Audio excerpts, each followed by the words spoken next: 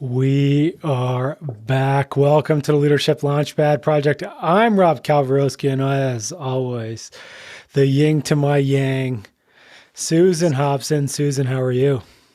I am fabulous. I am super excited about our guest today. So let's get this party started, shall we? Let's get the party started. And as always, I want to bring a little nugget up front. And I was talking to someone the other day, and they asked me whether I was angry or frustrated with the leaders that I had in my career that caused me the pain that I had. Mm-hmm. And her thesis is without anger, there is no passion to change. Mm-hmm. Mm-hmm. And I said to her that I am no longer in that space anymore. Mm-hmm. I used to be, and now I see it for what it is. They had their own pain, and it was manifesting and hurting me in my pain. Mm-hmm. And as I healed, I see that they need to heal and they haven't healed yet. Mm-hmm. And so that's where I want people to be today, is it's not always about anger and resentment. Is there's a step beyond that that you can attain that still allows you to be on a mission to change it, but it doesn't have that hate behind that mission. Mm-hmm. Which is a really important thing, right? Because if you're to try to come at that leader and reach that leader and communicate to that leader what the needs unmet are in your experience, if you're doing that with anger, then that's not going to be received, right? But if you have the capacity for compassion, I think that makes that conversation feel a lot safer for that leader to step into. Absolutely. And we can get into the pocket why later. But we have a special guest from Down Under, the author of Disruption Leadership Matters. Gary Ryan is joining us. Gary, how are you? I'm great. Thanks, Rob and Susan. Great to be on board. And I'm really looking forward to today's conversation with you both. Oh, we're absolutely looking forward to this one too. We should have hit record as soon as we jumped on the mic. Yeah. But I always say that. So Gary, before we get started on, the book and some of the stories from that, can you tell us a little bit about yourself? Okay, a couple of important things is I'm number 9 of 11 children, and I'm a twin, and my twin brother actually lives in Northwest Florida in the USA. So he's been there for 24 years. So I must admit, he's my best friend, other than the beautiful woman, Michelle, that I'm the husband to, who's also my best friend. But I never imagined growing up that Dennis would live so far away. So I can really relate to folk that have international family. But yes, I'm really lucky. I had servant leaders as parents. I did not know that language when I was young. We're traditionally a very strong blue collar family. And when my twin brother and I were 10 years of age, Rob and Susan, our parents sat us down, as they had done with all of my siblings, and said, "Where do you want to go to secondary school?" And Dad and Mum looked at me and I said, "I want to go to university." And Dad's like, "You want to go to university? I'm asking you about secondary school, which you call high school, right?" Yeah. And Yeah. I said, yeah, I want to go to university. He said, "Well, where are you going to go to secondary school?" I said, "Well, the local boys' college, if that's okay." And he sort of scratches his head and he turns to my twin brother and he says, "Dennis, where are you going to go to school?" And Dennis says, "Oh, I've heard they have to do way too much homework at those boys' colleges. I want to go to the local technical school where all my brothers are and have been, and I want to be a tradesman like you." So Dad says, "Okay, fine." He comes back to me. He says, "So why do you want to go to university and what are you going to do there?" I said, "I have no idea. I just know I've got 10 thumbs and I don't want to be a tradesman. And I'm pretty smart at school and I think I should go to university." So he says, "All right, points at me and says, right, you can go to the local boys' school. This is the one we'll send you to. Points to my twin brother, says, you can go to the local technical school with your brothers and become a tradesman. And he points at himself and he says, and I'll go and get a second part-time job. He already had a full-time job. He already had one part-time job. He said, I'll go get a second part-time job to pay for you to go to that local boys' school. And he did. And I'm very grateful that I actually completed my university degree, my first university degree, 3 weeks before he passed away. And I was nursing him for 2 years with my mother with his cancer leading up to that point. But it was, that was classic servant leadership. It wasn't until many, many years later that I learned about servant leadership or leadership 2.0 and discovered, my parents had done that their entire lives for us. Now, I've got 5 children of my own, which is a large family for the modern world. We were chatting before the session about Melbourne, Australia, being the most locked down city in the world. What a great title. Yeah, the claim to fame. And just how Michelle and I, both of us, everything we've learned about leadership was required for us to lead our family through such an extraordinary period of time. We're really, really proud of our 5 children and how they've done that. We had our ups. We definitely had our downs like everyone. And my company, it's 15 years old, just gone, back on the 7th of February. We turned 15 years old. And, what I basically do is the company's called Organisations That Matter.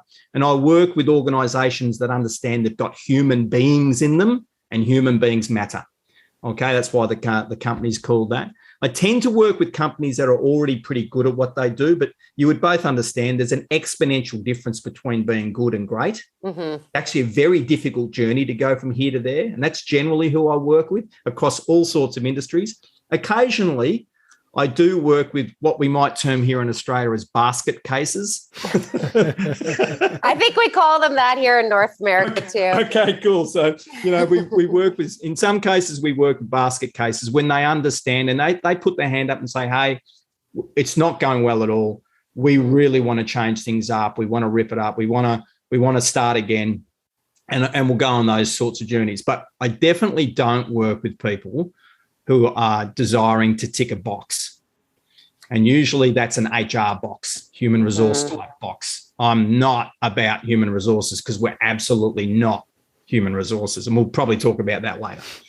So my understanding, and correct me if I'm wrong, Gary, is that the mission that you're on with this whole servant leadership / leadership 2.0, because that's what we call it and what our audience will recognize, is to take these businesses that focus on mattering from good to great. Yes. So what does that look like? First and foremost, just help our audience sink into the difference between the indicators of a good business, the indicators of a great business, and then some of what that journey might look like. Okay, so one of the indicators is going to be your engagement scores for your staff. So that's what they say positively about your organisation. It's about how they advocate for the organisation, and it's about how they serve the organisation willingly above and beyond what they are meant to do. Mm-hmm. So when you're good, you're going to be sitting at around about the 65th percentile. And that will flow through to your financial performance, and you'll be getting reasonably good financial performance. But there can still be a lot of command and control type leadership in those organisations. You're not truly tapping into the innovation and intuition and the wholeness that people can actually bring to a job when they're actually working at the intersection of what I describe as the intersection of their talents, the things that they're actually good at, and their passions. Mm-hmm. Now, that intersection, when the great organisations are helping the people in the organisation identify their talents, actually understand what they are, and identify their passions, and where possible, enabling that intersection is actually quite large when you know those two factors, and enabling people to work in them. The engagement scores go up. When they go up well above that 65th percentile, Rob and Susan, we know through research that your financial performance goes up. Now, this is for-profit, not-for-profit and government agencies. This is not just about being a for-profit entity, because money matters for everyone. The bottom line matters everywhere, and so does productivity. Okay.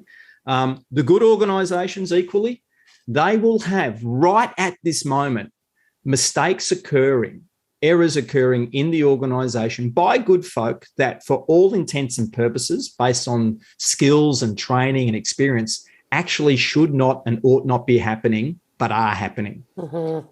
And every single time that happens, those errors need to be fixed.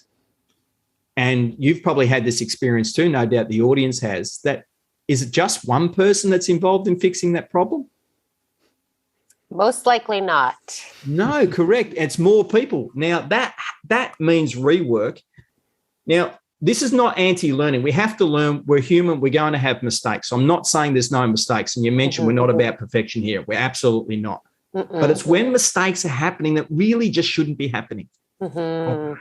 And the rework that's required absolutely has to reduce productivity and has to have a negative impact on your financial performance. The great organizations, the one where Leadership 2.0 is happening, is we know there's a significant reduction in rework, which flips to productivity. Mm-hmm. So the very focus a lot of command and control leaders want, which is the numbers, is actually created by treating people as human beings and whole human beings. I know you two know that already. I'll never get tired of hearing it. Are you listening? No, I mean, obviously we love this and like the statistics back it up, and we talked about that before. But Gary, you mentioned to me that in some aspects, the pandemic was silver lining to you because it allowed you the time to write your new book. So let's talk about that. Like, what was the inspiration for Disruption Leadership Matters? Well, right at the start of the pandemic, my business got hit very hard. Like, work that was booked in just walked out the door when people panicked. Okay. Mm-hmm. And I wrote my first book, What Really Matters for Young Professionals, in 2010. And I'll be brutally honest, it was an okay book. Okay. I am much prouder of this effort, right? The second time around, you learn, of course. Yeah. And I the success of the business had meant I'd just been too busy. And equally, I've chosen a life path I chose to have 5 children. So I equally chose to be a present father, and I've been very actively involved in my children's lives, and I have balanced that out with the work that I do. So I just call that life balance. So my family matters, and I've made deliberate choices about that. So we filled our book with work as much as what was appropriate for my balance. But I didn't have time to write the book. So all of a sudden there was the gift of time.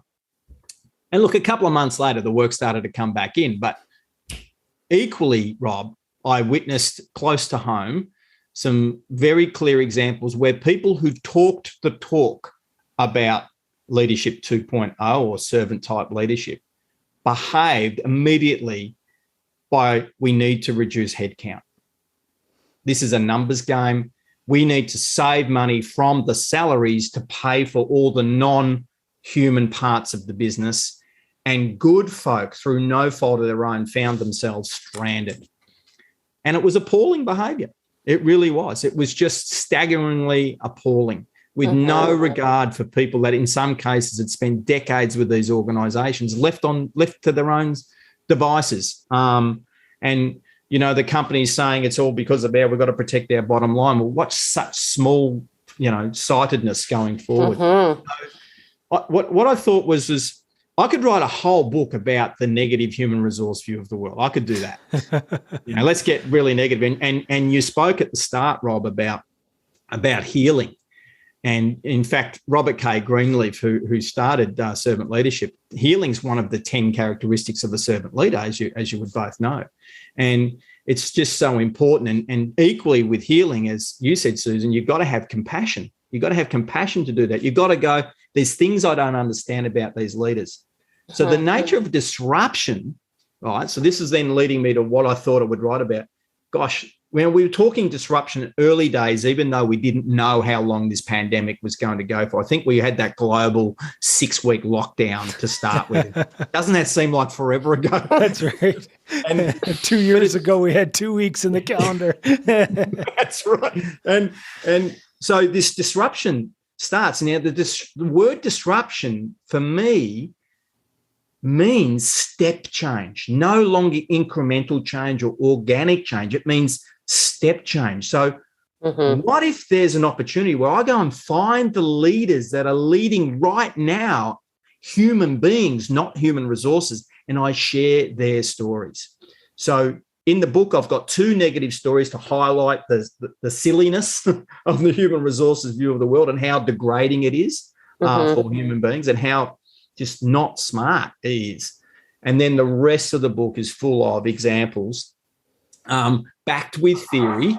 And in many ways, the 8 chapters are a guideline for someone to be able to follow, to lead. So I deliberately wanted to do that as well, so that if someone does have this disruption and goes, gosh, there's got to be a better way, I wanted to provide a guide with real practical examples. And as you both know, a lot of the examples, some of them are massive. They really are. And I'll share some of them in a second. But most of them are what I call 1%ers. They're just small things that when you accumulate them over time, make all the difference. And that often is the difference between good to great too, those multitude of 1%ers. I think that's where we got to dig, right? It's like, Yes. and just understanding what some of those, small decisions are, right? That leaders can make, because I think this is the one thing that has been a silver lining in the disruption itself is this has kind of leveled that playing field in leadership. Not one leader on the damn planet, whether that's in the home or in your business or in your community, has not been disrupted by this pandemic. I think that's what's kind of, in a humanistic kind of a way, kind of beautiful about it, right? Is like we're all kind of going through this together. But we know that we still have a huge gap, right, between leadership 1.0 and 2.0, despite what the last 2 years has really, shook loose and brought to the surface for us to see is no longer working or serving our people, right, in the ways that we're leading. So what are some of those small decisions that our leaders really need to make right now, right? So that they can really start to close that gap. I mean, especially the ones that might be hiding their head in the sand still in avoidance and trying to resist the inevitability of this Leadership 2.0 movement that's happening. Well, that's a great question, Susan. And the first place is the leaders really need to sit back and go, what do I really believe about leadership? And what do I really believe about the people that I'm leading? Okay. Because if I believe leadership is all about me, and the problem with the traditional hierarchy is it actually points to the top as a metaphor, as an icon, saying, hey, it's all about those folk at the top. And what I've always loved about servant leadership and leadership 2.0 is by inverting that pyramid. And I know it's just, again, another metaphor, but the first time I saw it, it actually had the ultimate customer sitting at the top, actually named in there. For a hospital service, it was the patients. For a university, it was the students. For a legal firm, it was the clients, whatever language they use, right? And I've never seen it when it's drawn that way, ever. I've never seen them on the chart, ever. So who's leadership all about? So it really starts there, Susan and Rob. It really starts with, what do I really think? And here's the kicker for me. And I've never found anyone who's had a strong argument against what I'm about to say. One of my heroes is Michelle Hunt from dreammakers.org, a beautiful, amazing African-American woman. Her story about growing up in military bases as the only African-American family in the 1950s in southern states in the USA. I mean, just think what that was like, racist as you can imagine every single day. And the dream makers that she describes her parents, and she ends up an advisor to President Clinton. So I'm not going to fill in the whole story, but go check her out, dreammakers.org. Then she leaves the government sector, the not-for-profit sector, and goes into the dark side of the corporate world with Max Dupree and Herman Miller. And when she starts, she thinks she's going to be the head of HR. And he says, no, you are going to be the head for people. Ooh. And she wanted to argue with him. She wants to argue with him. He says, no, you are the head for people. That's what you're here for. And, what a great flip. But she also quotes Max and says that leadership is a serious meddling in other people's lives. So leadership is a serious meddling in other people's lives. So what does that mean? Well, what she means is formal leadership to start with. She means when you have the title, you need to respect it, understand that people who care about their jobs, right? And that's most people. Look, it's not everyone, but it's definitely most people from my experience. There's enough stress you take home to your family just caring about trying to do a good job at that level, yeah? Mm-hmm. When you then layer on top of that stress the behavior of the leader, that's meddling behavior. It might be taking credit for stuff that you did that they're claiming for themselves. It might be yelling at you because they're higher in the hierarchy and they just can. It might be belittling you. It might be not being considerate of the fact you've got 2 children in hospital and they're laying more work on you with tighter deadlines and not even thinking about the wholeness of a human. When you take that home, that stress home with you, right? This is the serious meddling part. That impacts someone's family. Now, I don't have the data on this, but you don't have to guess too hard that that's impacted and broken families over time. Mm-hmm. And when families are broken in local communities, that affects the local community. That affects the local sport clubs, the local schools with what the kids and the parents are going through. And then in the end, that affects society. So I take the leadership as a serious meddling in other people's lives to mean, you know what, you got to take responsibility for your role as a formal leader in an organization, because guess what? If you're meddling with people, if your behavior is doing that, then you're actually impacting society in a negative way, and you don't have the right to do that. So the starting point is really the leaders going, what do I think about leadership? And what am I willing to change when I realize that what I really think is actually I'm not a higher evolved human being because of my title. It's just my job, right? Yeah. I got to ask, because I obviously see resistance to that showing up all the time in the mindset of a 1.0 leader, right? It's first and foremost, that wakes up their insecurity, right? If you're pointing out their inadequacies or their deficits in terms of their broken strategies. But yeah, we started off, or we were talking about, I think in one of our last videos earlier today, we were just talking about how, sometimes when leaders are, I lost my train of thought. Sorry, guys, I totally buckled. What was my train of thought going with that? It was the resistance. You were going down the insecurities and the resistance path. Yeah. So I was talking to you earlier about this, Rob, and I forget the reference point. So I'm just going to ask you to back up the recording and edit over that. Yeah. But it is the resistance in terms of people, it either waking up the insecurity or them not wanting to let go of the power itself, right? Because that would mean that they would have to go on this whole journey towards, opening up space that they're obviously not really wanting to go into, right? Because that's a lack of control or it's a loss of power. And a lot of these 1.0 leaders, that's how they know to operate, right? Is that command and control. So my question to you is how would you help them to get over that hump? What would your coaching to them be?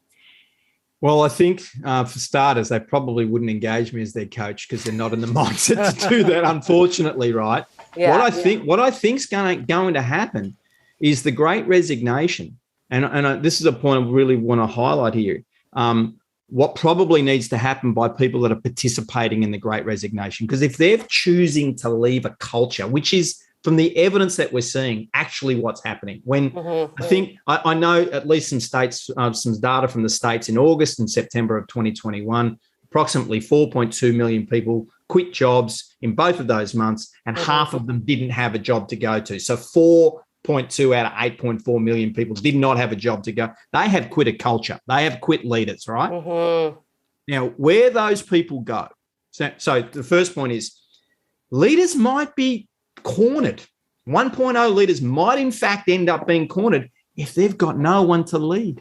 Mm-hmm. That might force the change, right? That's the coaching for their mindset, though, is to realize that because of what we're postulating here, right, with this whole movement, is that they're not going to have people to lead if they keep hanging on to that rung on the ladder, right? Like that's the reality that this Great Resignation finally has proven, right? And in regards to why this is so requisite for them to get uncomfortable and even want to go on that journey. Yeah, and Michelle Hunnigan, she said to me recently, she's not calling it the Great Resignation, she's calling it the Great Soul Searching. And you will love this reference. She says, people are seeking organizations that are worthy of their commitment. Mm-hmm. Gary, that's what we're seeing too. Yeah, you're absolutely right. And I did a webinar with 10spot last week, and they had ran a study with their customers, and it said 56% of people have managers that make them want to quit their job. Let that sink in. And that talks for itself. Exactly. Let that hang. And so again, so you're right, Susan. The coaching point is, hey, this is coming. So if people now, this is the kicker here, and this is something I'm going to encourage those folk that might be listening that may be participating in the Great Resignation or the Great Soul Searching. If you go for a job, and the people that are going to hire you through that process come from HR, they've actually got HR in their title, which means human resources.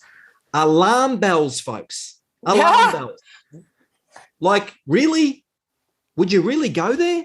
And that whole world is not going to change if people keep going there. Like, maybe we've got to vote with our feet. Maybe we've got to say, gee, that you say a lot of the nice things, but you actually got this thing. Like, let's not pretend. HR, folks, is an acronym for human resources. That's Taylorism, scientific management, that came from Henry Ford in 1911. It's 20th century. Arguably, the 20th century was awesome. But you know what? 22 years into this century, I think we've discovered a lot about the 20th century wasn't so awesome. The way we treated our planet and depleted its resources actually wasn't so awesome. And in fact, all this wealth that we created wasn't distributed all that fantastically. And a lot of people got treated as widgets in organizations, and that isn't so good either. Mm-hmm. So maybe there's a lot about the 20th century. We need to leave there and get into the 21st century with 2.0 leadership. Mm-hmm. That's part of the coaching too. Like, let's really get serious about what we're trying to do here, folks, and make leadership not about me. Let's make it about those I'm serving. I love it. Now, Gary, I want to dig into one of these examples that we spoke about on our previous call. You mentioned there was a company out of Asia that really leaned into their people when the pandemic started. Do you want to tell us a little bit about them? Yeah, absolutely, Rob. I love that you've asked me this question, because Marcus Pitt, who wrote the testimonial on the back of the book and works for Deloitte out of Singapore, put me on to the CP group based in Thailand, and the CEO, Superchai Ravanant. And Superchai leads an organisation that has 400,000 employees across 20 countries. It is big. It's in agribusiness, so it grows food, and it also has a huge element of 7-Eleven retail stores throughout Asia. Right at the start of the pandemic, Superchai gets his leadership team together and says, hey, folks, not a single human being out of our 400,000 people are going to lose their job out of this pandemic. Wow. Now, this was repeated several times through the pandemic. So it wasn't just something he said at the start. He maintained this focus throughout the 2 years that it continued for. And he said, not one, you know what you need to do, please? You need to go to your non-human budgets, your non-salary budgets, and find savings to pay for the salaries of the people we're going to keep in our business. Right? That's a wow, right? That is a massive wow. And you need to find money from your non-salaries line items to pay for the retraining we are going to have to do, and the resourcing with physical resources so people can do it and work from home. You need to find money to pay for that outside of the human beings' salaries. Wow. Also, you're going to love this. If you thought that was a wow, listen to this. He says, I want you to find out which of our 400,000 people have a partner who works for someone else who has lost their job? And because we're going to give them food vouchers, because we can do that at Gross, right? We can do that cheaply. We make the food. But let's give them food vouchers so they don't have to worry about feeding themselves throughout this pandemic. Wow. Now, on top of that, the CP group what Super Shy says, I don't need governments to tell me what I should be doing for this earth we live on. So we have a 2030 zero emissions target that we've imposed on ourselves, and by 2030, a zero waste target. So how holistic is all of that? And right. we're going to sustain them throughout this pandemic. We're not going to drop that stuff. Mm-hmm. We need to innovate. We need to quickly learn. We need to pivot on so many levels. Let's get up and go and do it. And everybody who's listening is applying for the CP group jobs now. Yeah, no doubt. I mean, look, it's just such a wonderful example. Rob Clayton from Nutrient Ag Solutions here in Australia, they're Australia's largest agricultural business. When I reached out to Rob at the start, he goes, Gary, 48% of the food on every single plate in Australia we touch in one way or another. He goes, and as the managing director of this company, I realised we have such a massive role to play, but I've got to help the people, the 7,000 odd people in the organisation, feel safe to go to work, because they need to go to work to keep serving the farmers, right? So one of their factories that they've got here in Melbourne, which would make chemicals for insecticides and stuff like that, they immediately retooled, like in days, to make hand sanitizer. Remember hand sanitizer was the big thing? Remember that? So they sent out hand sanitizer to their 750 stores around Australia. And they are literally right around, some really remote places included. And that was to help staff feel safe. But not just for them. They said, go and give the hand sanitizer to the local schools, police station, ambulances, medical centres. Also our competitors, because their competitors collectively put the other 52% of the food on the plate. And the communication that they were doing for their people to help them feel safe to go to work, Rob's competitors, Nutrient's competitors, started tapping Rob on the shoulder and saying, what are the messages you're giving your people to feel safe? Because our folk aren't feeling safe and they're not wanting to go to work. And he said to his leadership team, give our competitors all the information that we're sharing. All the information, because they need to stay operating like we do. What a great mindset.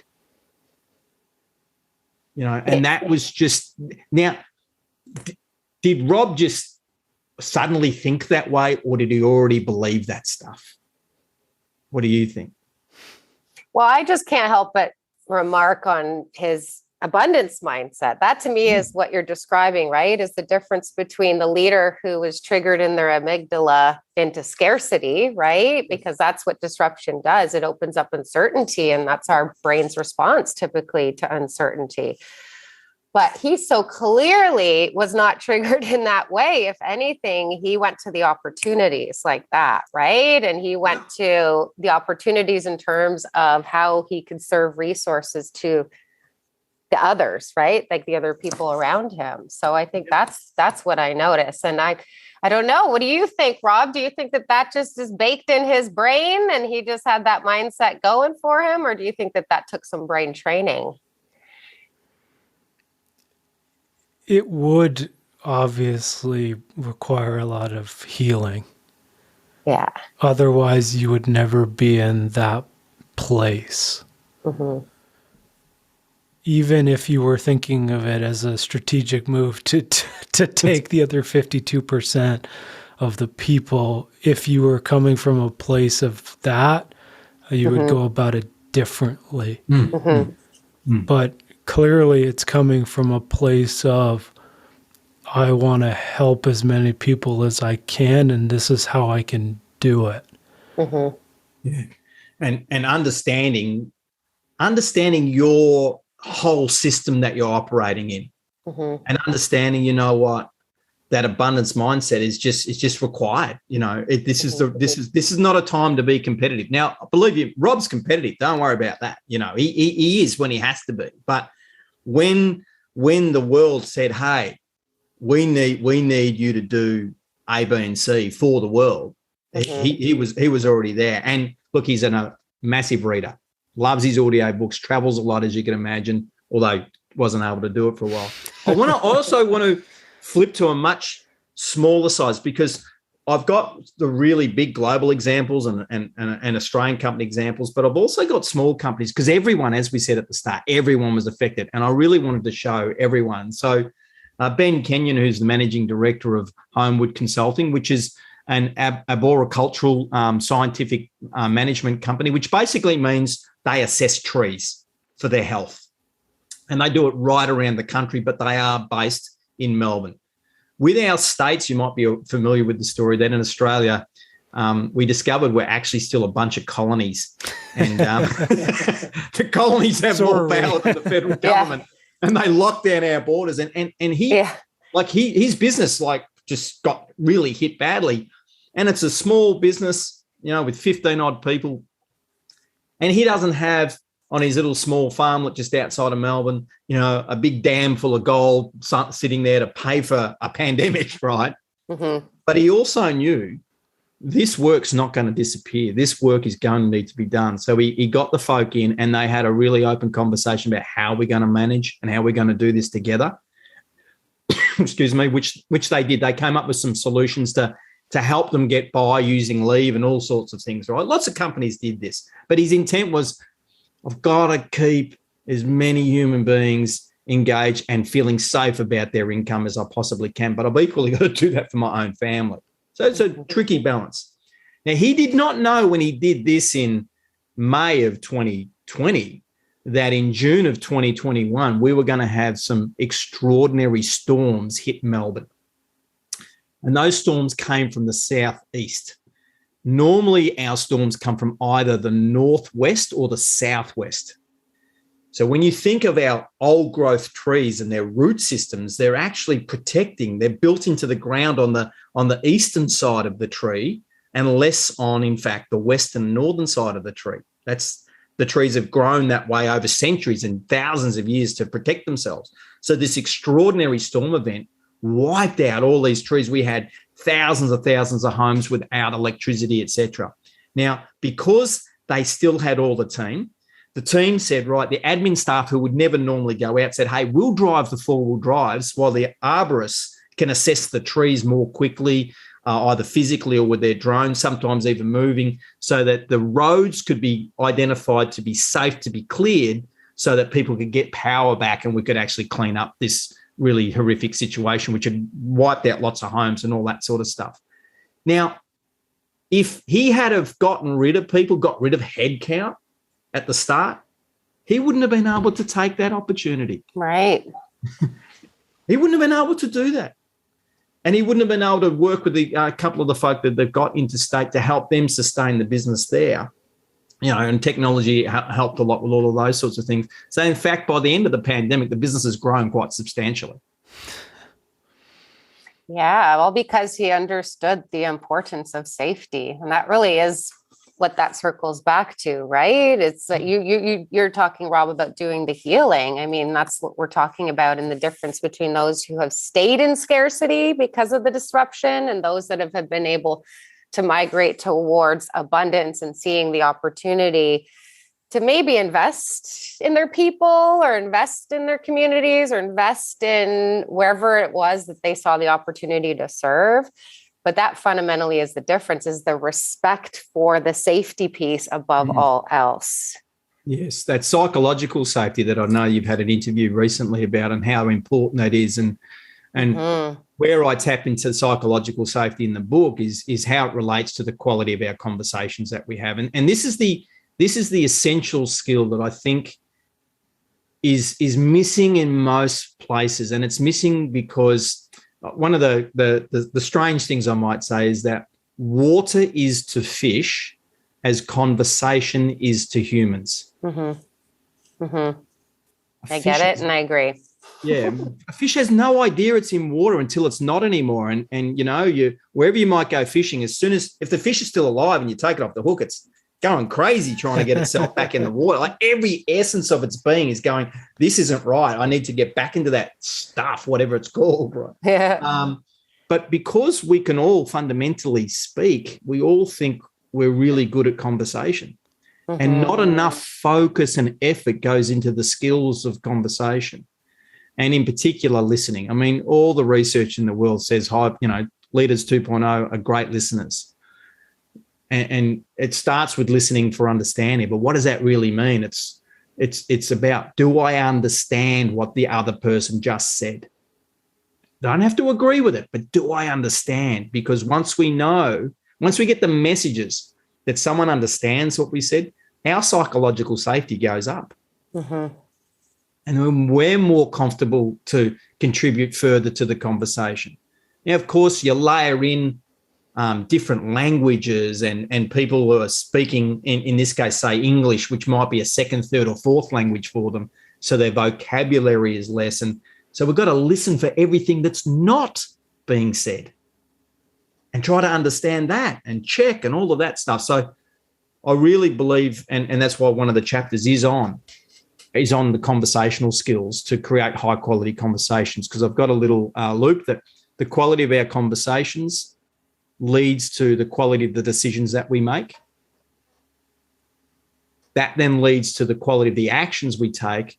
And over time, that leads to the quality of our overall performance. If our quality of our conversations is actually poor to start with, what does that mean for the loop? Broken down loop. Yeah. And unfortunately, a lot of 1.0 leaders just aren't even aware that they're in that broken loop. That's the problem right there. Yeah. So hopefully, if we can encourage folk, and look, obviously my book's not the only resource here. We've got the Leadership Launchpad Project. There's another resource. We've got so many resources. Winning mindset resource, for example, as well, Susan. Thank you, sir. to help folks actually do this. And all it takes is that, I believe in the mental model that oxygen and learning are of equal value today. Love it. Gary, I love it so much. And we have to ask you this question. What do you want your legacy to be?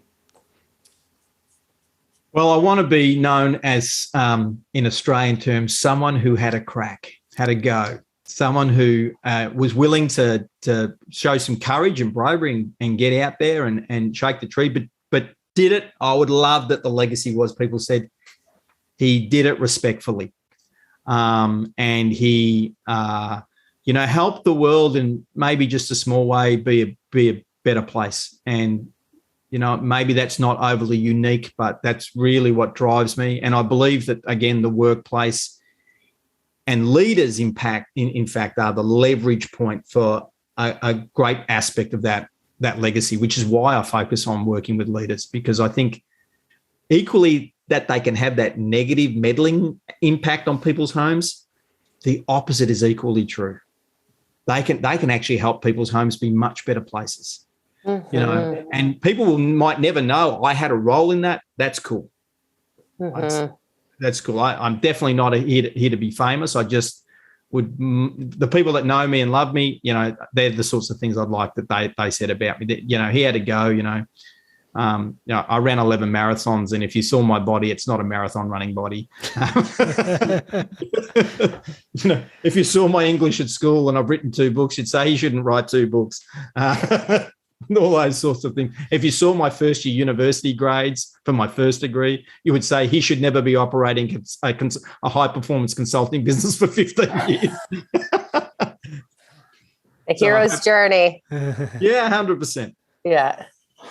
I love it. I love it. And the data backs it up. There was, I believe it's the Neuroscience of Trust article, but it talks about employees that work at a high trust environment experience 28 or 29% more well-being.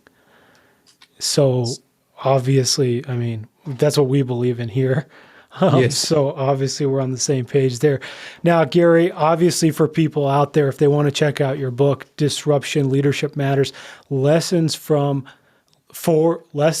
leaders from the pandemic, they can head over to Amazon and find it there. It's also on Kindle as well. Is there anything else you have going on that people can follow you, or where can people find you? Yeah, they can find me on LinkedIn. They can also go to the Books Direct website at disruptionleadershipmatters.com. My organization's website is orgsthatmatter.com. So for short, orgs is short for organizations that matter. So orgsthatmatter.com. Definitely find me on LinkedIn. I'm happy for people to connect. You don't have to do the follow thing. I'm not sure why LinkedIn pushes for that, but I'm happy for people that might want to share on the journey to absolutely reach out and connect. So they're the easiest ways to get. I'm on Twitter, but other social media platforms, not so much. Yeah. We'll drop those websites and Gary's LinkedIn in the podcast notes if you're looking for him. Definitely, you'll have it there for us. Obviously, hit subscribe to Leadership Launchpad Project on your favorite podcast platform and share this show with other leaders in your life, especially if they're on their journey towards Leadership 2.0, because we had some incredible examples today that you can start pulling some of that towards your organization. And obviously for anything services, leadership development, one-on-one, high-performance leadership coaching, and mindset, head on over to elitehighperformance.com for all of those things there. Susan, this one was a great one. Do you have anything you want to leave us with today? I just got to circle back. I know our peeps weren't on the mic or on the record yet when we were riffing here at the start of this hour with Gary. We were talking about, how we were able to navigate this disruption as leaders in our home. And we were both kind of connecting and resonating on how grateful we were that we had instilled that whole sense of your learning is your responsibility, that self-leadership piece in my 10-year-old, your 5 children.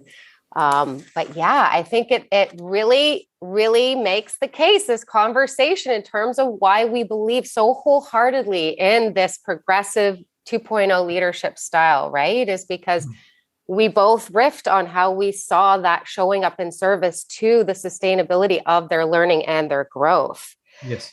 And so I'm just so grateful for you, Gary, because I feel like this really makes the case for any of those 1.0 leaders out there that are really resisting the change or resisting their ownership of that responsibility that they have for their learning.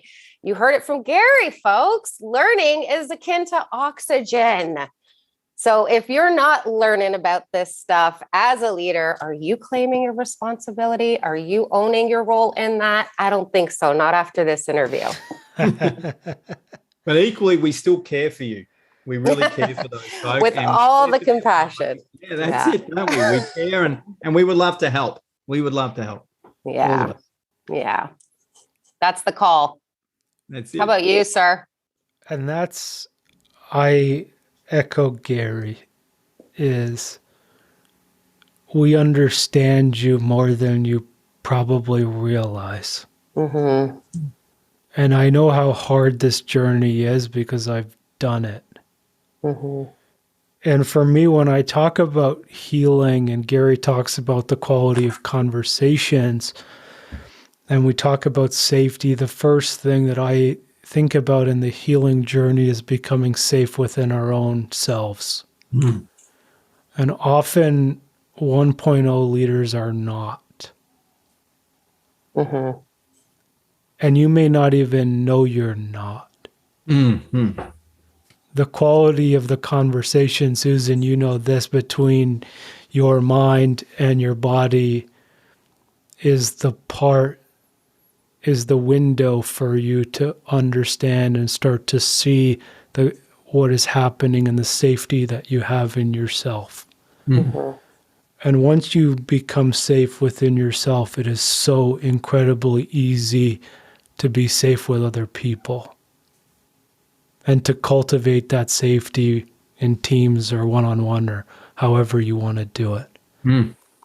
So that's my call to you, is open up that window and have a look. Gary, this was an incredible interview. And honestly, we should have booked you for 2 hours. I know we could have done another hour. Round 2, we're coming for you. Okay, I'm happy with that. I'm happy with that. I hope my Australian accent has gone down okay with your audience. So We love it. you know, I did get told once that you'll love this. In a university presentation, I got told at the end of the presentation, Gary, I really love what you said, but it just didn't match that what was coming out of your mouth was in that accent.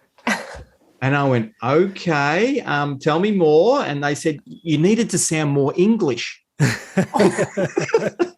I said, thank you for that feedback. But in my head, I went, that's feedback that I'm going to let go. I'm not changing my accent. You're not seeing me. I don't feel safe. Yeah. I saw that episode of Ross on Friends when he tried to be English and he's not. I love it. No, I definitely took a lot from this interview and I loved it. Gary, I really appreciate you joining us. Everybody, we really appreciate you listening, and we'll see you all next week. Bye, everyone. Thank you.